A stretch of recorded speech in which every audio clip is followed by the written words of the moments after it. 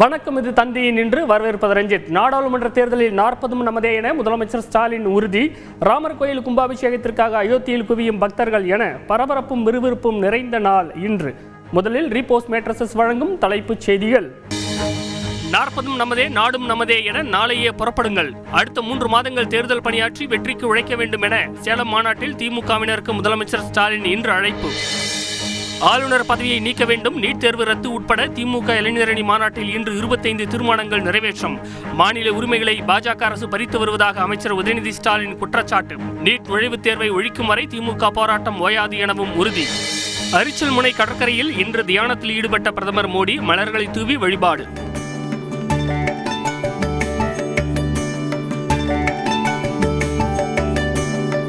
தனுஷ்கோடியில் கோதண்டராமர் கோயிலிலும் பிரதமர் சாமி தரிசனம். 3 நாள் தமிழக சுற்றுப்பயணத்தை முடித்துக் கொண்டு மதுரையிலிருந்து விமானம் மூலம் டெல்லி திரும்பினார். தமிழகத்தில் நாளை சிறப்பு பூஜைகள் மற்றும் அன்னதானம் நடத்திட எங்கும் தடை விதிக்கவில்லை என தமிழக அரசு இன்று விளக்கம். தமிழக அரசு மறைமுகமாக தடை செய்வதாக மத்திய அமைச்சர் நிர்மலா சீதாராமன் குற்றச்சாட்டு. நாளை அரை நாள் விடுமுறை அளிக்கும் முடிவை இன்று திரும்பப் பெற்றது டெல்லி எய்ம்ஸ் நிர்வாகம். புற நோயாளிகள் பிரிவு வழக்கம்போல் செயல்படும் என இன்று அறிவிப்பு. ராமர் கோயில் கும்பாபிஷேகத்தில் பங்கேற்க சென்னையில் இருந்து விமானம் மூலம் அயோத்தி சென்றடைந்தார் நடிகர் ரஜினிகாந்த். 500 ஆண்டுகால கனவு நிறைவேற இருப்பதாக மகிழ்ச்சி. ராமர் கோயில் கும்பாபிஷேகத்தை ஒட்டி விழாக்கோலம் பூண்டுள்ள அயோத்தி. நாடு முழுவதிலும் இருந்து பக்தர்கள் குவிந்து வருவதால் பாதுகாப்பு ஏற்பாடுகள் தீவிரம். ஆப்கானிஸ்தானில் நொறுங்கி விழுந்து விபத்துக்குள்ளானது இந்திய விமானம் அல்ல. மத்திய விமான போக்குவரத்து துறை அமைச்சகம் இன்று தகவல்.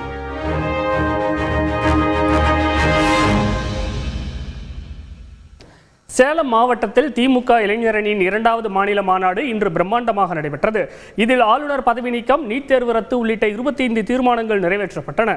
இதுகுறித்து அரசியல் விமர்சகரின் கருத்துக்களை கேட்டறிந்தோம். தகவல்களை விவரிக்கிறார்கள் செய்தியாளர்கள் ரமேஷ் மற்றும் தமிழ்ச்செல்வன். சேலம் மாவட்டம் பெத்தநாயக்கன் பாளையத்தில் திமுக இளைஞரணி மாநாட்டை அக்கட்சியின் துணை பொதுச் செயலாளர் கனிமொழி எம்பி இன்று காலை கொடியேற்றி தொடங்கி வைத்தார்.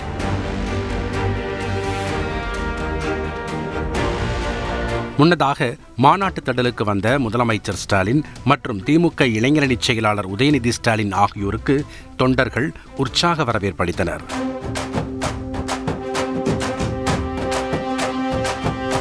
தொடர்ந்து நடைபெற்ற மாநாட்டில் அமைச்சர்கள், திமுக நிர்வாகிகள் மற்றும் தமிழகம் முழுவதும் இருந்து வந்திருந்த பல்லாயிரக்கணக்கான கட்சி தொண்டர்கள் பங்கேற்றனர். இந்த மாநாட்டில் ஆளுநர் பதவி நீக்கம், நீட் தேர்வு ரத்து, பாஜக ஆட்சியில் இல்லாத மாநிலங்களில் தொடரும் ரெய்டுகளுக்கு கண்டனம் உள்ளிட்ட 25 தீர்மானங்கள் நிறைவேற்றப்பட்டன. தீர்மானங்களை முன்மொழிந்து பேசிய அமைச்சர் உதயநிதி ஸ்டாலின், நீட் தேர்வை ஒழிக்கும் வரை திமுக போராட்டம் ஓயாது என அறிவித்தார். நீட் விலக்கு நம்முடைய இலக்கு என்ற முழக்கத்துடன் இதுவரை 85 லட்சத்துக்கும் அதிகமான கையெழுத்துக்களை பெற்று ஒரு மாபெரும் மக்கள் இயக்கமாக மாற்றி காட்டியுள்ள நிலையில் நீட் தேர்வு ஒழிப்பில் இறுதி வெற்றியாய் முழுமையாக பெற்றே தீரும் என்ற இந்த மாநாடு தீர்மானிக்கிறது. மேலும் மாநில உரிமைகளை பாஜக அரசு பறித்து வருவதாகவும் குற்றம் சாட்டினார். மாநில உரிமைகளை பறிப்பதையே ஒன்றிய அரசு முழு நேர வேலையாக செஞ்சுக்கிட்டு இருக்கு. அதற்காகத்தான் நாம இப்போ மாநில உரிமைகள் மீட்பு முழக்கம்னு இந்த மாநாட்டை நடத்திட்டு இருக்கோம். இந்த மாநாட்டில் நிறைவேற்றப்பட்ட தீர்மானங்கள் குறித்து அரசியல் விமர்சகர் ராஜகம்பீரன் அப்பாஸிடம் பேசினோம். திமுக தொடர்ந்து பேசி வருகிற மாநில உரிமையாக இருக்கட்டும், நீட் தேர்வு எதிர்ப்பாக இருக்கட்டும், இந்துக்களுக்கு எதிரான கட்சி பாஜக என்கிற அந்த கொள்கையாக இருக்கட்டும், எல்லாவற்றிலேயுமே உறுதிபட நின்றிருக்கிறார்கள் என்கிற அடிப்படையிலே இந்த மாநாடு வெற்றிகரமான ஒரு மாநாடாகத்தான் நிகழ்ந்திருக்கிறது. இது அரசியலிலே மிகப்பெரிய மாற்றத்தை நிகழும் என்றுதான் நான் நம்புகிறேன். இளைஞரணி மாநாட்டிற்கு முன்னாள் முதல்வர் கருணாநிதியின் வாழ்த்துரை வீடியோ AI தொழில்நுட்பத்தில் வெளியிடப்பட்டது. தம்பி உதயநிதி ஸ்டாலினின் தலைமையில் மாங்கனி மாவட்டமாம் சேலத்தில் கழக இளைஞரணியின். இதனிடையே மாநாட்டில் கலந்து கொண்ட இளைஞரணியினருக்கு சைவ அசைவ மதிய விருந்து பரிமாறப்பட்டது. மேலும் மாநாட்டிற்கு இடையே கலை நிகழ்ச்சிகளும் நடைபெற்றன.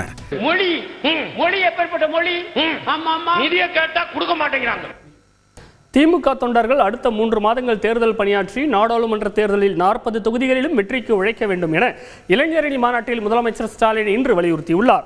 மேலும் பாஜகவினர் திருக்குறளை சொல்லியும் பொங்கலை கொண்டாடியும் தமிழக மக்களை ஏமாற்ற நினைப்பதாகவும் முதலமைச்சர் விமர்சித்தார். திமுக இளைஞரணி மாநாட்டில் பங்கேற்ற முதலமைச்சர் ஸ்டாலின் மற்றும் அமைச்சர் உதயநிதி ஸ்டாலின் ஆகியோருக்கு செங்கோல், கேடயம் மற்றும் வீரவாள் பரிசாக வழங்கப்பட்டது.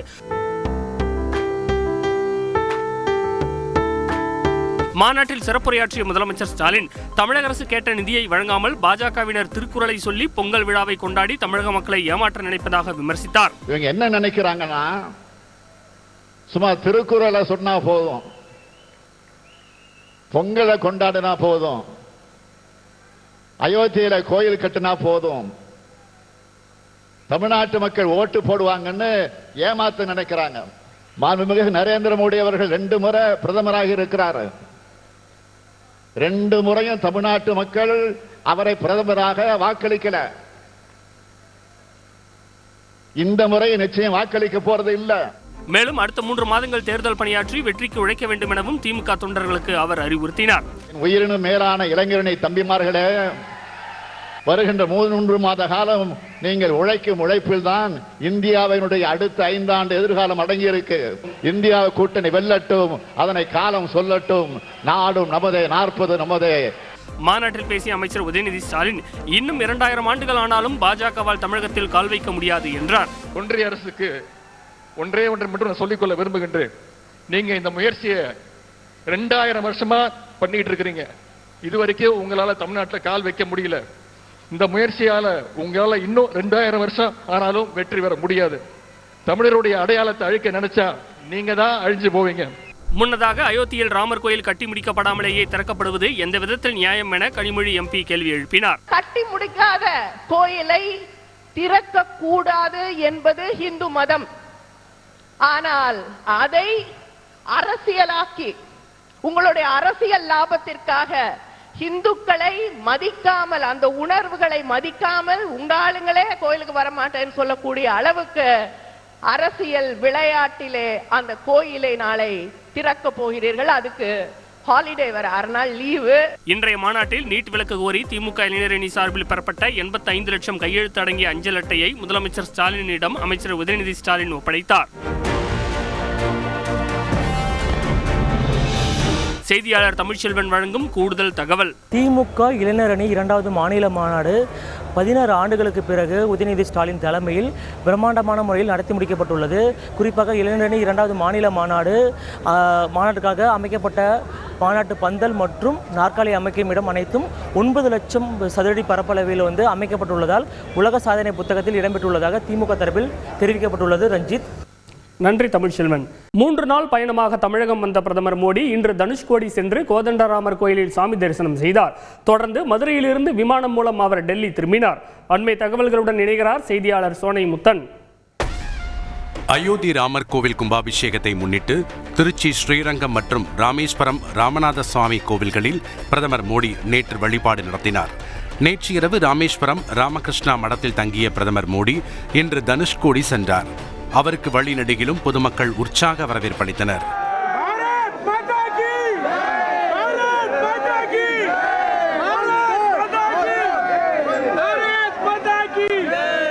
தனுஷ்கோடியில் ராமர் பாலத்தின் தொடக்க பகுதியாக கருதப்படும் அரிச்சல் முனை கடற்கரையில் பிரதமர் மோடி மலர்கள், துளசி இலைகளை தூவி வழிபாடு செய்தார்.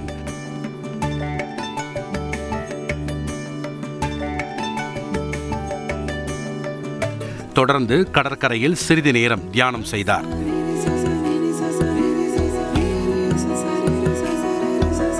அரிச்சல் முனையில் உள்ள புனித தூணிற்கு மலர் தூவி மரியாதை செலுத்திய பிரதமர் மோடி கோதண்டராமர் கோவிலில் தரிசனம் செய்தார். பின்னர் ராமேஸ்வரத்தில் இருந்து ஹெலிகாப்டர் மூலம் மதுரை திரும்பிய பிரதமர் மோடி 3 நாள் தமிழக பயணத்தை முடித்துக்கொண்டு விமானம் மூலம் டெல்லி புறப்பட்டார்.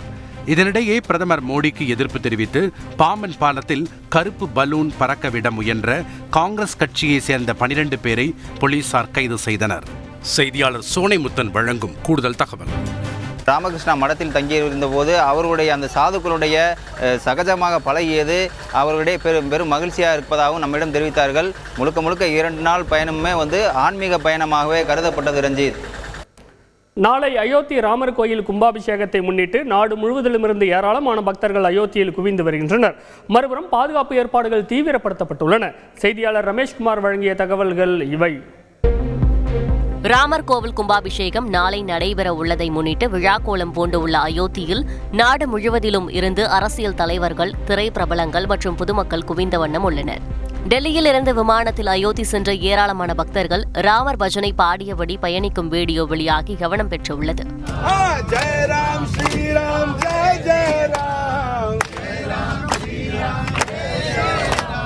மறுபுறம் ராஜஸ்தான் தலைநகர் ஜெய்ப்பூரில் உள்ள ஸ்ரீராமர் கோவிலில் அயோத்தி ராமர் கோவில் கும்பாபிஷேகத்தை முன்னிட்டு இன்று பிரம்மாண்ட கலச பூஜை நடைபெற்றது.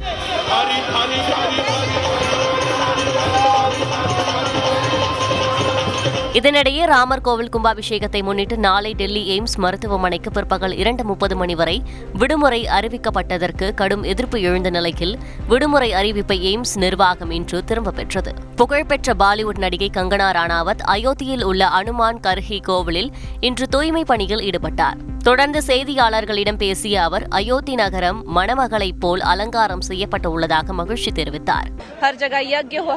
திரும்பிய பக்கமெல்லாம் பஜனைகளும் யாகங்களும் நடக்குது. தேவலோகத்தை அடைஞ்சது போல உணர்ற. அயோத்தி ராமர் கோவில் கும்பாபிஷேகத்துக்கு வர விரும்பாதவங்க பத்தி இப்போதைக்கு எதுவும் சொல்ல முடியாது. இதேபோல் நாளை ராமர் சிலை நிறுவும் நிகழ்ச்சிக்காக காவல்துறையினர் இன்று பேண்ட் இசை ஒத்திகை மேற்கொண்டனர். இத்தகைய சூழலில் அயோத்தியில் ஏற்பாடுகள் தீவிரமாக நடைபெற்று வருவதுடன் பலத்த பாதுகாப்பு போடப்பட்டுள்ளது. ரமேஷ்குமார், நாளை நடைபெறவுள்ள ராமர் கோயில் கும்பாபிஷேகத்தின் நிகழ்ச்சி நிரல் என்ன? அயோத்தியில் செய்யப்பட்டுள்ள பாதுகாப்பு ஏற்பாடுகள் பற்றிய கூடுதல் விவரங்கள் சொல்லுங்க. நாடு முழுவதும் பெரும் எதிர்பார்ப்பை ஏற்படுத்தியுள்ள அயோத்தியா ராமர் கோவிலின் கும்பாபிஷேகமும் பிராண பிரதிஷ்டையும் நாளை நடைபெற உள்ளது. நாளை நண்பகல் 12:20 மணிக்கு சுப முகூர்த்த வேளையில் தொடங்கும் பிராண பிரதிஷ்டை மதியம் 1 மணிக்குள்ளாக நிறைவு பெறும் என தெரிவிக்கப்பட்டுள்ளது. பிராண பிரதிஷ்டை தொடர்பான நிகழ்வில் பங்கேற்க நாளை காலை சுமார் 10 மணிக்கு அயோத்தியா செல்லும் பிரதமர் மோடி ஸ்ரீ ராம ஜென்ம பூமியில் சுமார் 5 மணி நேரம் பல்வேறு சடங்குகளில் பங்கேற்பதோடு பிராண பிரதிஷ்டை நிகழ்வுக்கு பின்னர் பொதுமக்கள் மத்தியிலும் உரையாற்றுகிறார். பிராண பிரதிஷ்டைக்கு முன்பு செய்யப்பட வேண்டிய பல்வேறு 7 நாள் சடங்குகள் கடந்த 16ஆம் தேதி தொடங்கியுள்ள நிலையில் இன்றோடு இந்த சடங்குகள் நிறைவு பெறுகிறது. அமிதாப் பச்சன், ரஜினிகாந்த், முகேஷ் அம்பானி, கௌதம் அதானி, சச்சின் டெண்டுல்கர், விராட் கோலி உள்ளிட்ட 8000க்கும் மேற்பட்ட முக்கிய பிரமுகர்கள் நாளைய நிகழ்வுகளை பங்கேற்க உள்ளனர். 3 அடுக்கு பாதுகாப்பு, அதிநவீன CCTV கேமராக்கள், செயற்கை நுண்ணறிவு தொழில்நுட்பம், ட்ரோன்கள் என ஒட்டுமொத்த அயோத்தியா மாநகரமே உச்சபட்ச பாதுகாப்பு வலயத்திற்குள் கொண்டு வரப்பட்டுள்ளது. அயோத்தியா மாவட்ட எல்லைகள் சீல் வைக்கப்பட்டு அந்த வழியாக செல்லக்கூடிய வாகனங்கள் வேறு மார்க்கத்திற்கு திருப்பிவிடப்பட்டுள்ளது. பிராண பிரதிஷ்டை நிகழ்வை பொதுமக்கள் காண ஏதுவாக நாடு முழுவதும் பல்வேறு நகரங்களிலே நேரடி ஒளிபரப்புக்கு ஏற்பாடு செய்யப்பட்டுள்ளது.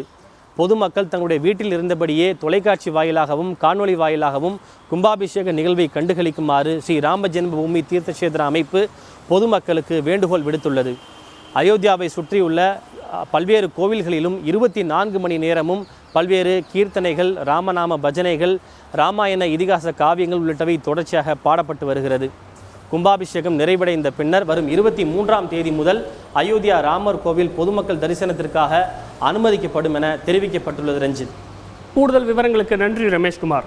அயோத்தி ராமர் கோவில் கும்பாபிஷேக நிகழ்ச்சியை பொது இடங்களில் நாளை நேரலை செய்ய தமிழக காவல்துறை அனுமதி மறுத்துள்ளது. அதே சமயம் கோயில்களில் சிறப்பு பூஜைகள், அன்னதானம் செய்ய தடை இல்லை என தமிழக அரசு விளக்கமளித்துள்ளது.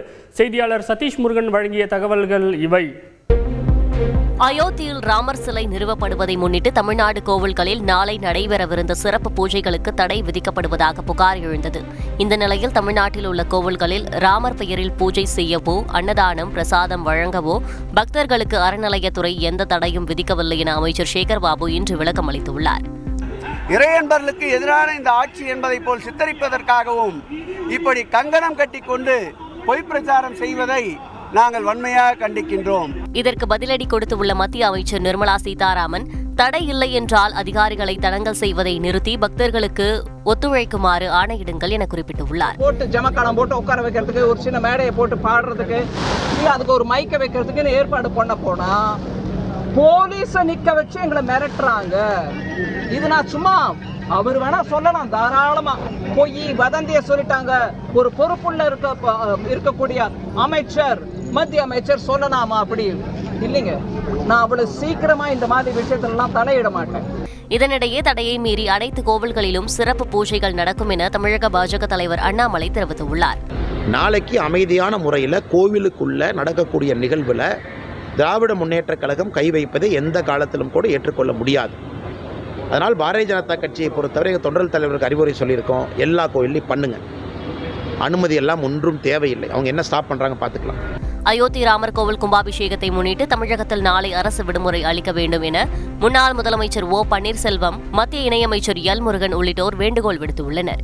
தமிழ்நாடு அரசு நிச்சயமாக மக்களினுடைய எண்ணம், மக்களினுடைய எதிர்பார்ப்பு, அதற்கு தகுந்த மாதிரி கோயில்களை நாளைக்கு கும்பாபிஷேகம் நடக்கின்ற நேரத்தில் தமிழக அரசாங்கமானது விடுமுறை அளித்து மக்கள் அதை காண்கிற விதத்தில் அவர்கள் இதை செய்ய வேண்டும் என்று நான் கேட்டுக்கொள்கிறேன். ராமர் கோவில் கும்பாபிஷேகத்தில் பங்கேற்க இன்று அயோத்தி புறப்பட்ட நடிகர் ரஜினிகாந்த் ராமர் கோவில் திறப்பு வரலாற்றில் மறக்க முடியாத முக்கியமான நாள் என்று கூறினார்.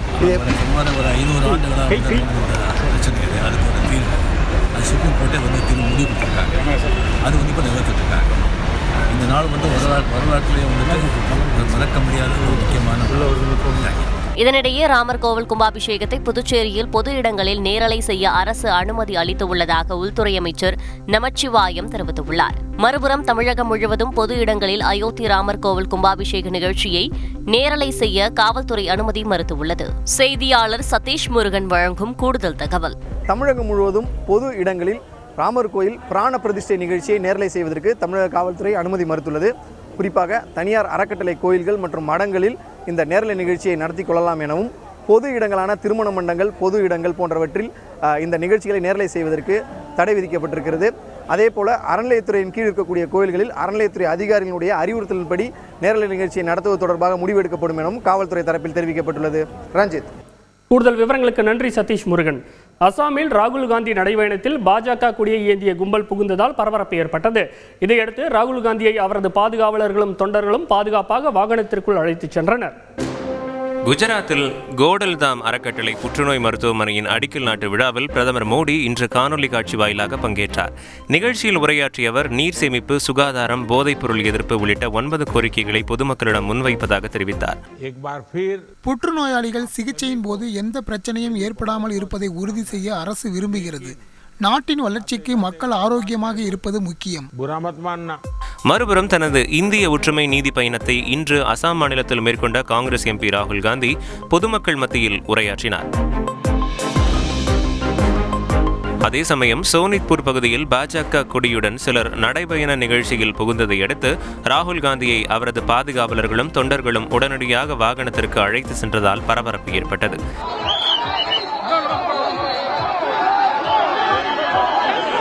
பின்னர் எதிர்ப்பாளர்களை பார்த்து ராகுல் காந்தி ஃப்ளையிங் கிஸ் கொடுத்தது கவனம் பெற்றுள்ளது.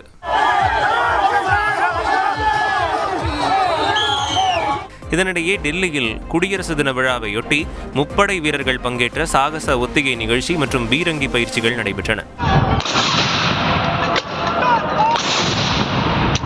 மறுபுறம் ஆந்திர மாநில காங்கிரஸ் தலைவராக அண்மையில் நியமிக்கப்பட்ட ஒய்.எஸ். ஷர்மிளா இன்று முறைப்படி பொறுப்பேற்றுக் கொண்டார். இது ஒருபுறம் இருக்க, ரஷ்யா நோக்கி சென்ற இந்திய பயணிகள் விமானம் இன்று ஆப்கானிஸ்தானில் விபத்துக்குள்ளானதாக பரவிய தகவலை மத்திய அரசு மறுத்துள்ளது. மேலும் விபத்துக்குள்ளானது மொராக்கோவைச் சேர்ந்த சிறிய ரக விமானம் எனவும் மத்திய அரசு விளக்கமளித்துள்ளது. நிலவில் வெற்றிகரமாக தரையிறங்கிய ஜப்பான் நாட்டின் ஸ்லிம் விண்கலத்தின் லேண்டரிலிருந்து சிக்னல் கிடைத்து வருவதாக ஜப்பான் இன்று தெரிவித்துள்ளது. நிலவை ஆய்வு செய்வதற்காக ஸ்லிம் என்ற விண்கலனை கடந்த செப்டம்பர் மாதம் 7ஆம் தேதி ஜப்பான் வெற்றிகரமாக விண்ணில் ஏவியது. இதையடுத்து ஜப்பானின் ஸ்லிம் விண்கலம் நிலவின் மேற்பரப்பில் வெற்றிகரமாக தரையிறங்கியது. இதன் மூலம் நிலவில் வெற்றிகரமாக விண்கலத்தை தரையிறக்கிய 5வது நாடு என்ற பெருமையை பெற்றுள்ளது ஜப்பான். இந்நிலையில் நிலவில் தரையிறங்கிய ஸ்லிம் விண்கலத்தால் சூரிய மின்சக்தி மூலம் மின்சாரத்தை உற்பத்தி செய்ய முடியவில்லை என ஜப்பான் நாட்டு விஞ்ஞானிகள் தற்போது தெரிவித்துள்ளனர். இருந்தபோதும் லேண்டரிலிருந்து தொடர்ந்து சிக்னல் கிடைத்து வருவதாகவும் அடுத்த கட்ட முயற்சி தொடரும் எனவும் தெரிவிக்கப்பட்டுள்ளது. இன்றைய நாளின் முக்கிய நிகழ்வுகளை இதுவரை பார்த்த உங்களுக்கு நன்றி. ராமர் கோயில் கும்பாபிஷேக நிகழ்ச்சியை தந்தி டிவியில் நாளை காலை 9 மணி முதல் நேரலையில் பார்க்கலாம். தொடர்ந்து இணைந்திருங்கள். இது தந்தியின் இன்று. நான் ரஞ்சித். இனிய இரவு வணக்கம்.